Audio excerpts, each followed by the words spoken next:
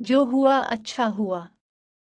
Italy का एक बादशाह हुकूमत और दौलत के घमंड में गरीबों से बात करना भी बड़ा जानता था, इसलिए अक्सर लोग इसे नापसंद करते थे। एक दिन ये शिकार में किसी जानवर के पीछे घोड़ा डाले इतनी दूर निकल गया कि नौकर चाकर सब बिछड़ गए और बादशाह अकेला रह गया। इतने में एक किसान ने बादशाह के घोड़े की रिकाब पकड़ ली। इसकी शक्ल हूबहू बादशाह से मिलती थी। फर्क यह था कि उसकी पोशाक और हालत गरीब जैसी थी। उसने बादशाह से कहा कि मैं 3 दिन से हुजूर की ड्योली पर भूखा प्यासा चला आ रहा हूँ, मगर कोई मेरी फरियाद नहीं सुनता। बादशाह ने गरीब को मैले कुचैले कपड़ों में देखकर ये कहते हुए आगे बढ़ गया कि मैं जलील आदमियों से बात नहीं करता।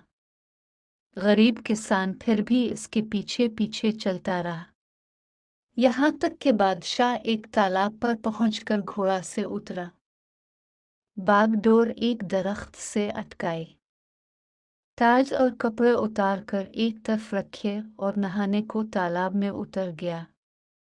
यह तालाब ऐसे निषेध में था कि नहाने वाले को ऊपर का आदमी नजर न आता था।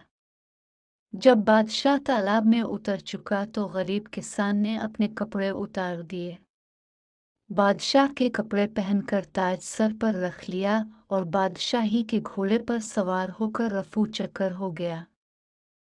किसान बादशाह थोड़ी ही दूर गया था कि उसे बादशाही नौकर चाकर मिल गए, जिन्होंने इसे बादशाह समझकर अदब से सलाम किया और ये भी बेजेजेकर शाही महल में जा पहुंचा।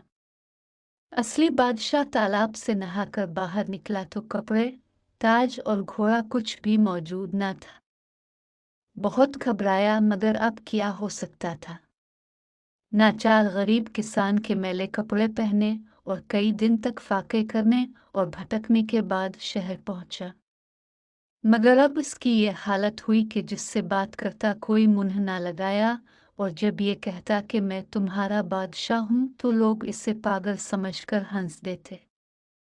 2-3 हफ्ते इसी तरह गुजर गए।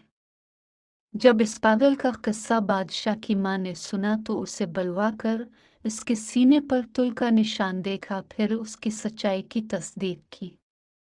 किसान ने असली बादशाह की यह हालत देखकर कहा, क्या तुम वही शख्स हो जो दौलत और हुकूमत के घमंड में गरीबों की फरियाद ना सुनते थे?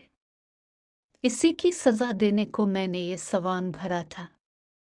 अगर तुम वो घमंड छोड़कर रहम व इंसाफ का इकरार करो तो मैं तुम्हारा ताज व तख्त वापस करने को तैयार हूँ, वरना अभी कत्ल का हुक्म भी दे सकता हूँ। ये सुनकर बादशाह ने आजिज़ी और नदामत के साथ अपनी गलती तस्लीम की और किसान उसे ताज व तख्त देकर घर चला गया।